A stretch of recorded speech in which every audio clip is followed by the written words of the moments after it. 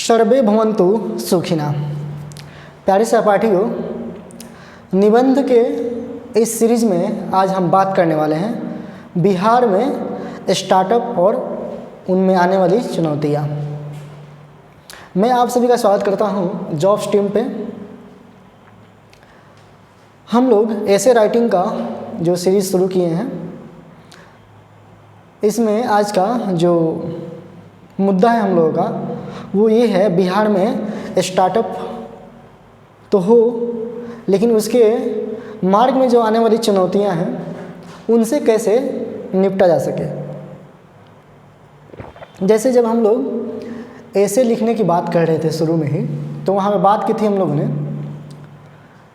कि हम लोगों को जो चीज़ें अवेलेबिलिटी है उसमें ही सकारात्मक चीज़ें निकाल करके लानी है।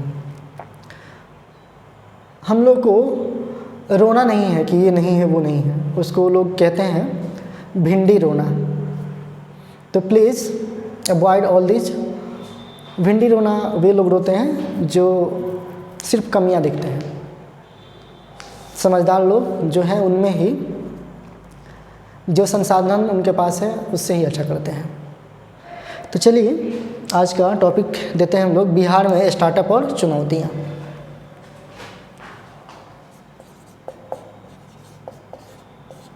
बिहार में स्टार्टअप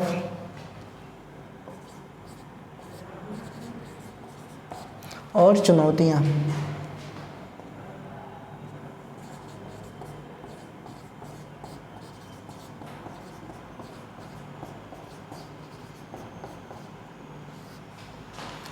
तो चुनौतियाँ कौन कौन सी हैं उन पे बात करेंगे हम लोग, और फिर उन चुनौतियों को कैसे हम लोग हैंडल करें, इन सभी बातों पे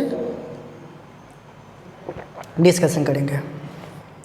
ये सीरीज आज का थोड़ा सा लंबा हो सकता है क्योंकि प्रॉब्लम भी बहुत छोटी नहीं है ना। आज जो हमारे देश में रोजगार की जो अवस्था है उससे कोई बचा नहीं है। सबको पता है कि कितना रोजगार है इंडिया में, इवन बिहार में भी। और ऊपर से हमारी सरकारों का रवैया, तो सब कुछ को देखते हुए हम लोग इसको आज समझेंगे। सबसे बड़ी बात आती है कि जीने के लिए हर व्यक्ति को भगवान इतना कुछ दिया है जिसमें वो आसानी से जी सके। और यहाँ पे एक कोटेशन मैं बोलना चाहूँगा जो हम लोग लिख सकते हैं इसमें। खुला है आसमां, खुला है आसमां, जरा पंखों को उड़ान तो भरने दे। खुला है आसमां, जरा पंखों को उड़ान तो भरने दे। छूना है बुलंदी को, छूना है बुलंदी को, जरा कोशिशों को अपनी अंजाम तो दे। यानी कोशिश करना हमारे हक में है। परिणाम जो भी हो, जब हम लोग कोशिश करेंगे तो परिणाम जो भी होगा हमारे फेवर में ही होगा, हमारे लिए अच्छा ही होगा। तो यहाँ पे ये जो संदर्भ है, ये कोटेशन हम लोग लिख सकते हैं, खुला है आसमां। मैं यहाँ लिख देता हूँ, खुला है आसमां, खुला है आसमां, जरा पंखों को, जरा पंखों को उड़ान तो भरने दे। जरा पंखों को उड़ान तो भरने दे। ये दे है, बिंदी नहीं आएगा इसमें, है ना, वो प्लूरल बहुवचन होता है। छूना है बुलंदी को, छूना है, छूना है बुलंदी को, जरा कोशिशों को, जरा कोशिशों को अपनी अंजाम तो दो, अपनी अंजाम तो दे। यहाँ कोटेशन जो है हम लोग ऐसा देख रहे हैं। देखिए मैं आप लोग के सामने खड़ा हूँ, मुझ में और आप में बहुत ज़्यादा डिफरेंसेस नहीं है। मैं आपके सामने यहाँ बोल पा रहा हूँ क्योंकि मैंने अपने डर को कम किया है, अपने हेजिटेशन को दूर किया है, तो आपके सामने बोल पा रहा हूँ। आप लोग खुद ट्राई करेंगे तो आप भी एक दिन यहाँ पोडियम पे होंगे।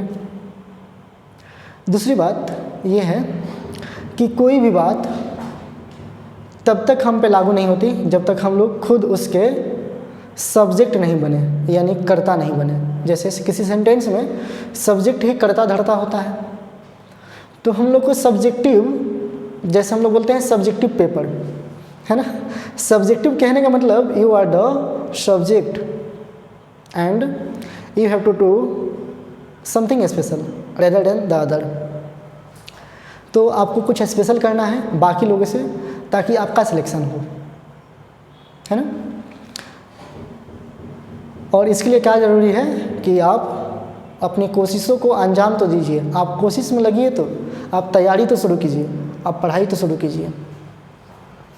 तो उक्त पंक्तियाँ मानव के हौसले, ये जो पंक्तियाँ हैं ये मानव के हौसले, ये उनके विकास की कहानी को बयां करती है। मनुष्य ने अपने होमो सैपियंस की जो प्रवृत्ति से हम लोग की शुरुआत हुई थी, मानव का जो साइंटिफिक नेम है होमो सैपियंस, युग से लेकर वर्तमान तक अपने चुनौतियों की बाधा को पार करके अनेक क्रांतियों को प्रादुर्भावित किया है। यानी प्रादुर्भाव जो भी हुआ है उन्हीं चीज़ों से हुआ है। मानव के इतिहास पर दृष्टि डालें तो हमें ज्ञात होता है कि लगभग 1 लाख वर्ष पूर्व मानव ने आग की खोज की। मानव के इतिहास की बात करें तो हम लोग आज से काफ़ी साल पहले, काफ़ी वर्ष पहले आग की खोज तो की। फिर 10,000 वर्ष पूर्व पहिए, और आज से 2,500 वर्ष पूर्व कृषि और कृषि क्रांति से कृषि का विकास हुआ।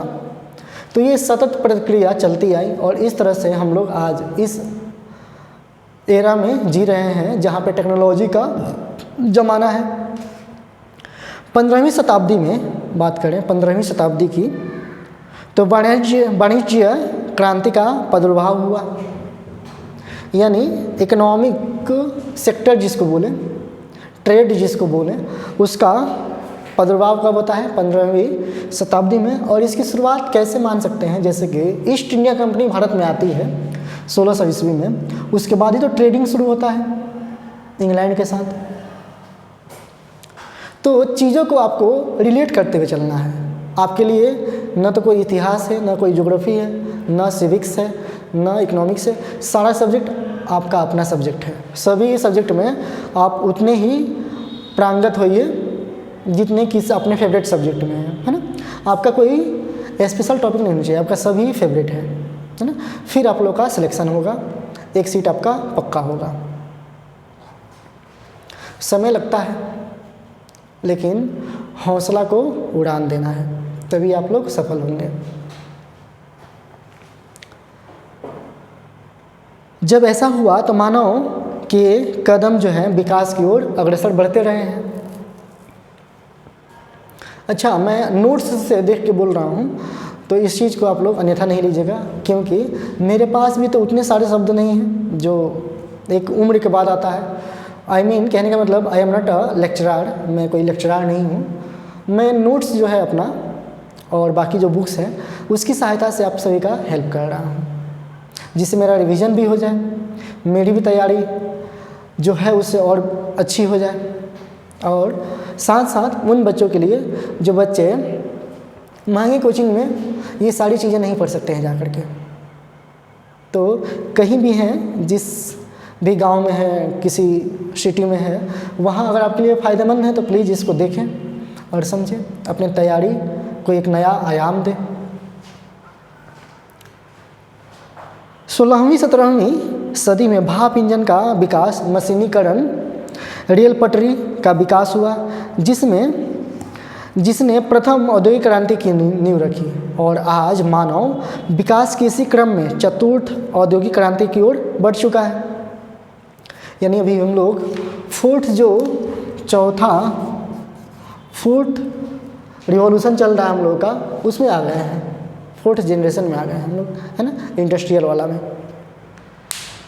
अब ये चीज़ें इतनी इम्पोर्टेंट नहीं है इस निबंध के लिए, बट हम लोग इसको इसलिए अनिवार्य मानते हैं कि बिहार के परिप्रेक्ष्य में जब हम लोग बातें करेंगे तो इनका रिलेवेंट जो है चीज़ें होना बहुत ज़रूरी है। क्या हम इस चतुर्थ औद्योगिक क्रांति के लिए तैयार हैं? ये हम लोग को वहाँ पे चीज़ें कोट करते हुए लिखनी पड़ेगी। मतलब कि जब एग्जामिनर पढ़े तो यहाँ पैराग्राफ चेंज होना चाहिए कि हाँ ये चीज़ें मैं नहीं शुरू कर रहा हूँ, ज़रा इसको देखिए महोदय, ज़रा इसको भी देख लीजिए आप, है ना। आप देखिए तो मेरे ऐसे में, मेरे निबंध में क्या क्या चीज़ें हैं जो अगर मैं आपके PSU सेक्टर का हिस्सा बनता हूँ तो अपने समाज में ये चीज़ें परिवर्तित करने की कोशिश करूँगा, जहाँ तक संभव हो मैं उसको लागू कराऊँगा। क्या हमारा स्टार्टअप परितंत्र इकोसिस्टम की बात की जा रही है, विद्यमान चुनौतियों की बाधा को पार कर सकता है? क्या जो इकोलॉजिकल प्रॉब्लम्स है, क्या उनसे कोई दिक्कत तो नहीं होगा यहाँ स्टार्टअप शुरू करने में? इन चीज़ों का भी ध्यान रखना है। इस कड़ी में हम बिहार की स्टार्टअप परितंत्र की व्याख्या करेंगे। तो बिहार में जो चीज़ें हैं, जैसे यहाँ लैंड जो है बहुत कम है, आबादी ज़्यादा है, उन चीज़ों का भी हम लोग को ध्यान रखना है। इंडस्ट्री नहीं लगाने की वजह जो है उसको भी हम लोग यहाँ कंसीडर करेंगे। बाकी एक चीज़ आती है इसमें राजनीति की, तो उन चीज़ों को भी हम लोग रिलेट करेंगे इसमें, जिसमें स्टार्टअप के स्वरूप, उसकी वर्तमान स्थिति, संभावनाएं, चुनौतियों को रेखांकित करते हुए उसके निदान का उपाय ढूंढने का प्रयास करेंगे, है ना। एक स्टार्टअप को ऐसे उत्पाद और सेवा के उत्पादक कंपनी के रूप में परिभाषित किया गया है जो भारत में 10 साल के अंदर स्थापित हुई हो, जिसका वार्षिक कारोबार 100 करोड़ से कम हो और कंपनी अधिनियम या साझेदारी कर्म या सीमित देय अधिनियम के तहत जो है पंजीकृत हो।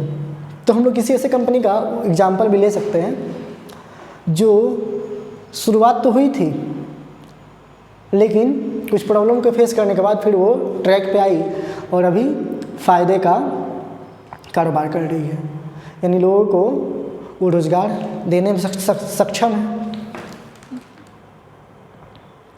केंद्र सरकार के उद्योग संवर्धन और आंतरिक व्यापार विभाग द्वारा तैयार की गई रिपोर्ट सुधार कार्य योजना के तहत 2022 में बिहार को इमर्जिंग बिजनेस परितंत्र वर्ग में शामिल किया गया है।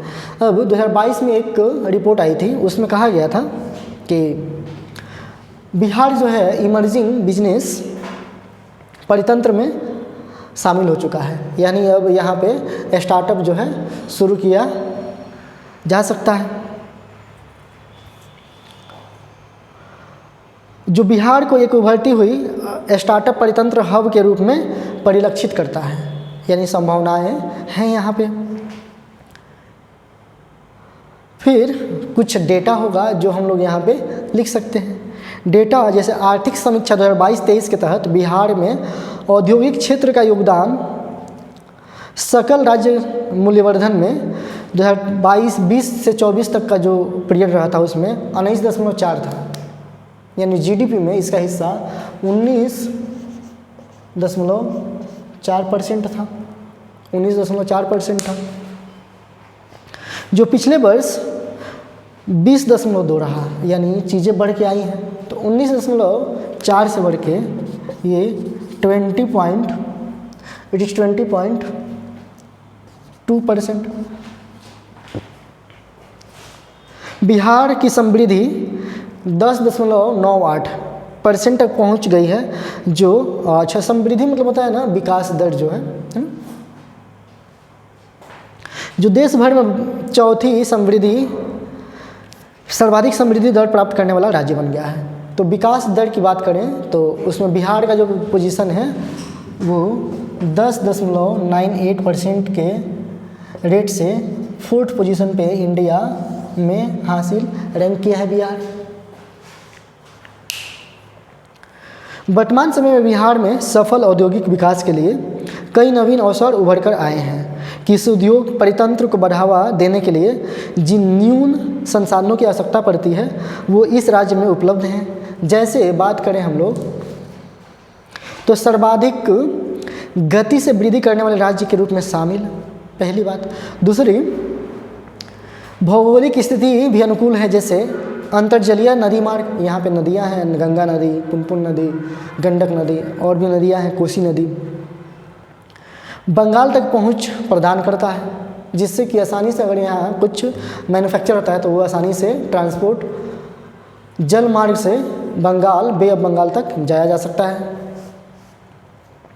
और समूही रास्ते से जोड़ता है। जिसके अलावा जननांकीय लाभांश के मामले में भी बिहार एक युवा प्रदेश है, जहाँ भी 65% जो श्रम बल है मौजूद है। तो यहाँ पे जो काम करने वाले हैं वो लगभग 65% तक हैं, यानी 65% युवा हैं जो काम कर सकते हैं। फिर आगे बात करते हैं हम लोग कि उपभोक्ता राज्य एवं विस्तृत बाजार की जो उपलब्धता है उसमें किस प्रकार ये चीज़ें लागू होंगी उस पर बात करेंगे।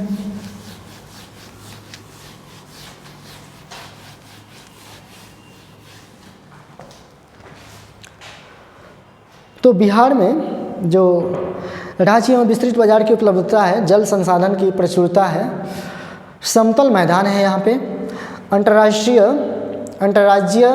एवं बेहतर प्रशासनिक व्यवस्था आदि है। तो ये सभी फ़ायदेमंद हैं यहाँ पे स्टार्टअप के लिए। बिहार में स्टार्टअप परितंत्र के लिए अनेक क्षेत्र मौजूद हैं, जिन्हें मुख्यतः 2 वर्गों में विभाजित किया जाता है। प्रथम है कृषि आधारित और दूसरा है गैर कृषि आधारित। कृषि आधारित मतलब वैसे संसाधन, वैसे इंडस्ट्री जिसमें कृषि से जो उत्पन्न की हुई फसलें हैं उनका उपयोग रॉ मटेरियल के तौर पे इस्तेमाल होता है। जैसे बात करें हम लोग तो जूट हो गया, जूट उद्योग हो सकता है, गन्ना उद्योग, डेयरी उद्योग, इथेनॉल उद्योग है ना, खाद्य प्रसंस्करण यानी मैन्युफैक्चरिंग ऑफ फर्टिलाइजर्स।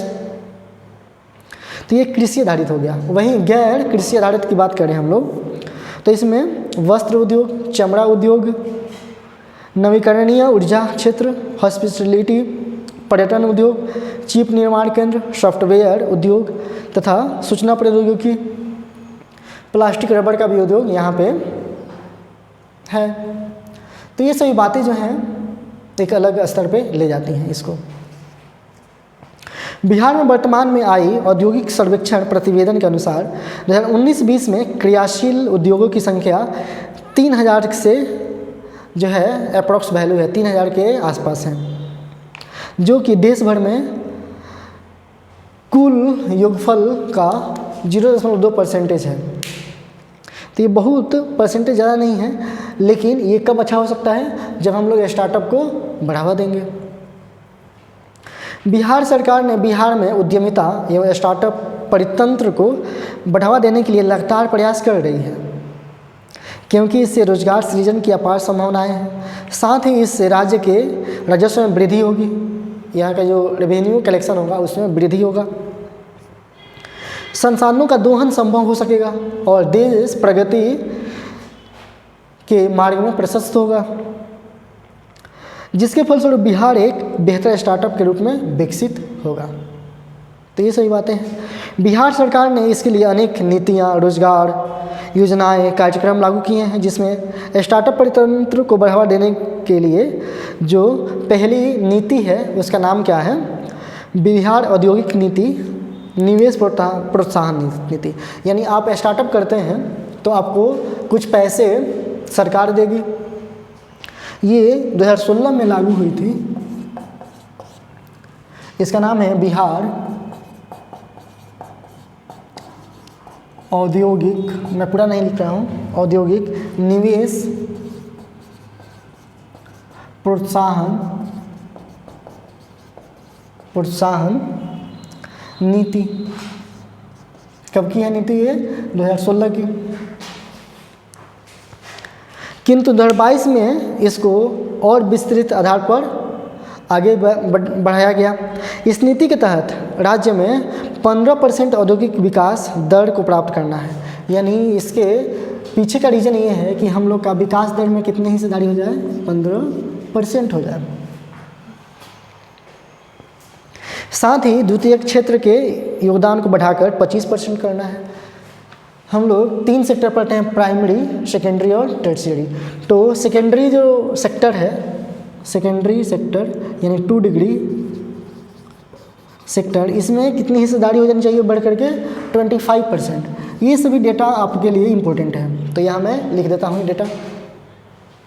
जब आप मेरी बातों को सुनकर अपने मन से जो निबंध लिखेंगे उसमें डेटा आप लोग लिख सकते हैं, क्योंकि डेटा चेंज नहीं होता है। आपकी लैंग्वेज चेंज होती है, आपकी भाषा चेंज होती है, आपके शब्द आगे पीछे होते हैं, है ना, लेकिन थीम वही रहता है। आप किस नज़रिए से उसको देखते हैं वो आपको खुद लिखना है, कॉपी पेस्ट नहीं। अगर ऐसा होता तो जो भी बच्चे हैं सभी का सिलेक्शन हो जाता, क्योंकि सभी अच्छे महंगे कोचिंग में पढ़ने वाले बच्चों का सिलेक्शन हो जाता। तो फिर जो बच्चे लो तबके के हैं उनका सिलेक्शन नहीं होता, जबकि ऐसा तो होता नहीं है ना। इस बात को आपको ध्यान में रखना है। वर्ष 2022 में इसका विस्तार कपड़ा और चमड़ा उद्योग तक विस्तृत कर दिया गया। 2022 में इसका कपड़ा और जो चमड़ा उद्योग है उसमें ये बातें आई। इसके माध्यम से पूंजीगत अनुदान, रोजगार अनुदान, बिजली अनुदान, भाड़ा एवं पेंटेड अनुदान आदि सहित प्रोत्साहन की एक विस्तृत श्रृंखला प्रदान की जाती है। तो ये सारी बातें आपको लिखने की ज़रूरत नहीं है। आप लोग ये डेटा लिखें, वहाँ लिखें कि कौन कौन चीज़ें थी जिसको विस्तृत किया गया, जैसे चमड़ा उद्योग और कपड़ा उद्योग, ये लिख सकते हैं हम लोग। अब उसमें कुछ बेनिफिशरी भी होगी चीज़ें। इसके तहत अब ये चीज़ें हैं जो आप लोग अच्छे से लिखेंगे। इसके तहत 10 करोड़ का अनुदान यानी 10 करोड़ रुपए का अनुदान दिया गया।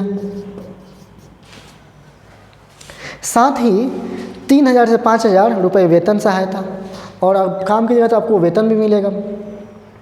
30% परिवहन सहायता, यानी 30% परिवहन में, और 5 वर्ष तक माल ढुलाई जो कि 10 लाख तक होगी प्रदान की जाएगी। यानी 5 वर्ष तक ये आपको बेनिफिट मिलेगा। क्या चीज़ में? तो वो चीज़ें हैं आपको ट्रांसपोर्टेशन में। इसके बाद एक नीति आती है बिहार स्टार्टअप नीति, है ना, 2017 में लागू की गई थी। तो उसकी बात करें, ये है 2017 की बिहार स्टार्टअप नीति। बिहार, मैं इंग्लिश में लिख देता हूँ, स्टार्टअप नीति, आप समझ लीजिएगा, यहाँ पे लिखा हुआ है ना। राज्य सरकार ने नई औद्योगिक इकाइयों को बढ़ावा देने के लिए, इसके विशिष्ट ज़रूरतों को पूरा करने के लिए 2017 में इसको लागू की, और साथ ही साथ आगे बढ़ाते हुए 2022 में इस नीति को संवर्धित कर व्यापक आधार प्रदान किया। इसकी समय सीमा 2022 से 2027 तक रखा गया है कि ये उस समय तक लागू रहेगी। इसके अंतर्गत जो है 500 करोड़ रुपए की, इसमें 500 करोड़ रुपए रिलीज किए गए थे। प्रारंभिक कोष के साथ एक न्यास की स्थापना की गई। इसमें एक कमेटी बनाई गई थी, कमेटी यानी न्यास, एक समिति।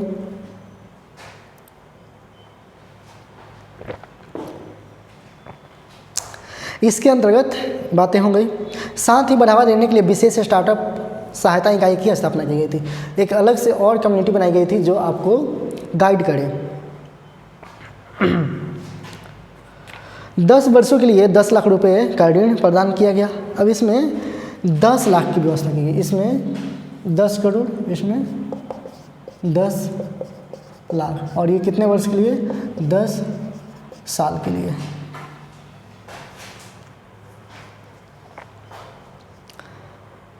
उत्पादन विकास परीक्षण के लिए 3 लाख रुपए। अब जो आप रिसर्च कीजिएगा कौन सा स्टार्टअप शुरू करें, उसके लिए आपको 3 लाख की विकास परीक्षण के लिए अनुदान मिल रहा था। साथ ही महिलाएं, अनुसूचित जाति एवं जनजाति को क्रमशः 10.5 लाख और 11.5 लाख सीड फंड के रूप में सहायता प्रदान की गई। तो महिलाओं के लिए 10.5 लाख और 11.5 लाख, जो जनजाति महिलाएं थीं उनके लिए 11.5 लाख, और जो ऐसी महिलाएं थीं अनुसूचित जाति महिलाएं उनके लिए 10.5 लाख की व्यवस्था थी। बिहार स्टार्टअप नीति की रूपरेखा 4 स्तंभों पर तैयार की गई थी, और वो थे युवा, YUV। इसका मतलब क्या होता है उसको समझेंगे। इसमें वाई जो है आरंभ, जागरूकता, नेटवर्किंग अभियान है, यानी वाई से यस, हाँ, अब आप शुरू कर सकते हैं। दूसरा यू का मतलब होता है अनलेस, यानी छोड़ना, इसको छोड़ना नहीं है। विनियमन, समर्थकों को छोड़ना। भी से होता है वाइब्रेंसी, यानी परितंत्र शुकर करने हैं, तो परितंत्र में ये चीज़ें अच्छे रहें। और तीसरा है ए से एक्सेस, यानी पहुंच। पहुंच में क्या है? वित्त और उद्भव सहायता, सभी तक पहुंच हो इसकी। बिहार कृषि निवेश प्रोत्साहन नीति के कृषि आधारित उद्योग के बारे में बात करें हम लोग, तो क्या है ये? तो बिहार कृषि निवेश प्रोत्साहन नीति के कृषि आधारित उद्योग को बढ़ावा देने के लिए और रोजगार सृजन के प्रयास किए जा रहे हैं। इसके तहत पात्र व्यक्तिगत निवेशकों, उद्यमियों या पंजीकृत किसान आधारित कंपनी, जिसको PPO कहते हैं हम लोग, को कृषि प्रसंस्करण, यानी जो हाइब्रिडाइजेशन होता है उससे इकाइयों की स्थापना, आधुनिकीकरण या जो चीज़ें हाइब्रिड हो चुकी हैं उन चीज़ों को लागू करवाने से मतलब था। न्यूनतम स्वीकृति पात्र परियोजना के लिए 25 लाख से 5 करोड़ तक का लाभ प्राप्त कर सकेंगे। और यह पूंजी सब्सिडी समर्थन पूरी तरह से क्रेडिट लिंक्ड होगा और बैंक या वित्तीय संस्थान से सर्वाधिक है। परियोजना लागत में 20% से कमी नहीं होनी चाहिए। तो जब भी आप ऐसे चीज़ों को लिखें तो जो इम्पोर्टेंट बातें हैं उसको अलग से लिखा करें, यानी एक लाइन छोड़ करके या उसको लाइन चेंज करके लिख लिया करें। अब यहाँ समझते हैं कि एक इथेनॉल उत्पादन प्रोत्साहन नीति 2021 में आई थी, है ना, इथेनॉल से संबंधित थी।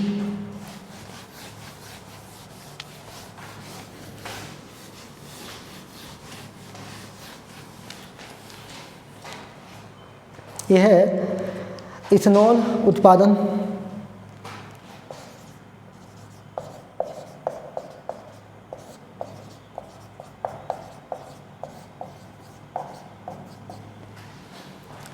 नीति आई थी और इसमें क्या था, ये आई थी 2021 में, और ये क्या था, प्रोत्साहन राशि, यहाँ प्रोत्साहन है ना, 2021 में आई थी।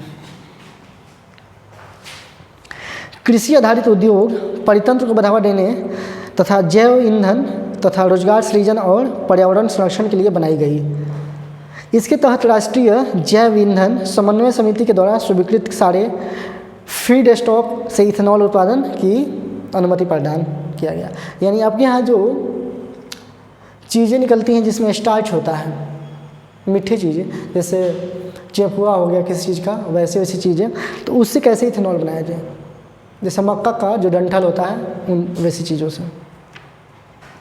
इसके तहत पूंजीगत सब्सिडी की मात्रा संयंत्र और मशीनों के व्यय का 15% होगी, जो अधिकतम 5 करोड़ होगी। विशेष श्रेणी के निवेशकों के लिए पूंजीगत सब्सिडी की मात्रा 15.75 होगी, जो अधिकतम 5 करोड़ होगी। तो ये उतना इम्पोर्टेंट नहीं है, हम लोग इसकी जो मेन बातें हैं उनको लिख सकते हैं। ओके। इसके अलावा बिहार सरकार ने युवाओं में उद्यमिता को बढ़ावा देने के लिए, रोजगार सृजन के लिए युवा उद्यमी तथा मुस्लिम महिला उद्यमी योजना, SC ST, so many different types of परियोजना दे लॉन्च्ड, यस, के माध्यम से ऋण प्रदान की जा रही है। अब ये किसके लिए है? तो स्टार्टअप के लिए है, जिससे यहाँ के लोग स्टार्टअप कर सकें। और इन्हीं में आता है जैसे स्टार्टअप योजना, स्टैंड अप योजना, प्रधानमंत्री लघु मध्यम योजना, औपचारिकरण योजना, मेक इन इंडिया आदि। उपरोक्त प्रयासों से सरकार ने अनेक सफलताएं प्राप्त की हैं और आगे के लिए भी प्रयासरत है, यानी सरकार इसमें आगे बढ़ रही है। परिवहन एवं संचार क्षेत्र में 2011 से 19 की अवधि में 10 से 3% की वृद्धि हुई है। 10.3% की वृद्धि हुई है। कब से? 2011 से 19 तक में, तो अच्छी वृद्धि हुई है ये। केवल 2021-22 में इस क्षेत्र में सर्वाधिक वृद्धि 20.4 की वृद्धि हुई थी। राष्ट्रीय उच्च पथ की लंबाई 2022 तक 5,940 किलोमीटर तक पहुंच गई है। ये डेटा है जिस पे आप लोग लिख सकते हैं, लेकिन स्टार्टअप से संदर्भित है। तो ये चीज़ें जो होती हैं एक बार नोट्स में लिख लेता है, लेकिन एग्ज़ाम में उन चीज़ों को ही लिखता है जो उस समय रिलेवेंट है ना। उस क्वेश्चन और पार्टिकुलर क्वेश्चन में क्या पूछा गया है वैसे हम लोग को लिखना होता है ना। और राष्ट्रीय उच्च पथ की लंबाई इतना तक पहुंच गई है। स्मार्ट शासन को बढ़ावा देने के लिए विभिन्न विभागों और कर्मचारियों अधिकारियों को सूचना एवं संचार प्रौद्योगिकी के उद्योग के लिए डिजिटल मंच उपलब्ध कराया जा रहा है। अब देखेंगे हम लोग इसमें कि ऊर्जा क्षेत्र में देखें तो बिजली की प्रति व्यक्ति खपत कितनी है 2017-18 में, तो वो 280 किलोवाट से बढ़कर अभी 2021-22 में 329 किलोवाट हो गई थी। तो काफ़ी वृद्धि हुई थी इसमें। और 4 वर्षों में ऐसे बात करें तो 17.5% की वृद्धि हुई, यानी अभी जो कुल बिजली उपलब्धता है 2021-22 में वो 6,475 मेगावाट हो गई थी। कौशल विकास के तहत अनेक योजनाओं के माध्यम से युवाओं को वंचित वर्गों में कौशल प्रशिक्षण कार्यक्रम के तहत कुशल मानव संसाधन के रूप में तैयार किया जा रहा है। कुशल युवा कार्यक्रम के तहत 16.79 लाख युवा प्रशिक्षण प्राप्त कर चुके हैं। तो युवा कौशल योजना जो चल रहा था यानी स्किल्ड इंडिया, उसके तहत इतने सारे लोगों को प्रशिक्षित किया जा चुका है।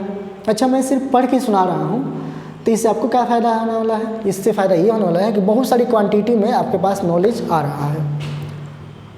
तो मैंने जहाँ पढ़ाई करी है आप लोग देख सकते हैं कि ऐसी चीज़ें वहाँ पे पढ़ाई गई हैं, तो आपके लिए भी फ्री ऑफ कॉस्ट आप पढ़ रहे हैं। ओके, तो सुनने से क्या होगा कि आप उन चीज़ों को अपने लैंग्वेज में लिख सकते हैं। हाँ,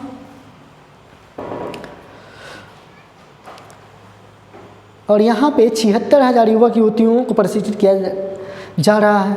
अभी जो आगे चल रहा है, PM कौशल विकास योजना के तहत 12,000 प्रशिक्षण प्राप्त कर चुके हैं और इसके लिए 114 केंद्र स्थापित किए गए हैं।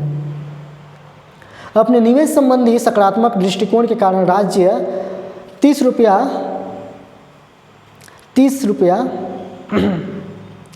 एक्चुअली ये डेटा है 30.75 हज़ार करोड़, यानी 30,000 करोड़ बोल सकते हैं हम लोग, है ना, रुपए के संकल्पित निवेश वाली राशि जो है 164 इथेनॉल उत्पादक इकाइयों को आकर्षित करने में सफल रहा है। यानी यहाँ पे कितने 164 इकाइयाँ यूनिट जो है कंपनियाँ लगने वाली हैं। पश्चिमी चंपारण खाद्य पार्क, पूर्णिया में बोटलिंग प्लांट, गया में इंडस्ट्रियल पार्क स्थापित किए गए हैं। तो जो जहाँ पे रॉ मटेरियल है उसके अनुसार वहाँ पे फैक्ट्रियाँ लगाई जा रही हैं। जैसे पश्चिम चंपारण उत्तर प्रदेश का हिस्सा कुछ, और बिहार में गोपालगंज जिला ये गन्ने के लिए काफ़ी फेमस है, तो यहाँ पे इथेनॉल की फैक्ट्री लगाई जा रही है। वहीं पूर्णिया की बात करें तो वहाँ बोटलिंग प्लांट लगाया गया है। इन सभी प्रयासों के बावजूद बिहार योगदान राष्ट्रीय स्तर पर न्यूनतम बना हुआ है। तो ये बहुत अभी सूचक अच्छा नहीं मिला है हम लोगों के लिए, जिसमें अनेक चुनौतियां विद्यमान हैं। हाल ही में जारी स्टार्टअप रैंकिंग 2021 में बिहार की स्थिति अन्य राज्यों की तुलना में अभी बहुत नीचे है। एक तरफ बिहार ने स्वच्छता बिजली आपूर्ति में सकारात्मक सफलता पाई है, किंतु फिर भी भूमि अधिग्रहण, पर्यावरण प्रमाण सुविधा, परियोजनाओं का सर्वेक्षण, कुशल मानव संसाधन का अपर्याप्त होना, आधारभूत संरचना की कमी, पूंजी निर्माण की समस्या, सरकार का अस्थायित्व, विश्वास बहाली में कमी के साथ साथ अन्य प्राकृतिक समस्याएं भी विद्यमान हैं। हालांकि इन बाधाओं को दूर कर बिहार को एक स्टार्टअप परितंत्र हब के रूप में स्थापित करने का प्रयास जारी है। अब यहाँ पे हम लोग एक कोट दे सकते हैं नेल्सन मंडेला का, कि जब तक किसी काम को हम शुरू नहीं करते तब तक वह नामुमकिन ही लगता है। तो बहुत अच्छा कोट है, इसको हम लोग वहाँ सारगर्भित करते हुए लिख सकते हैं कि जब तक हम किसी काम को शुरू नहीं करते, यहाँ पे आप लोग लिख लेंगे नेल्सन मंडेला, है ना, करते तब तक वह नामुमकिन ही लगता है, नामुमकिन ही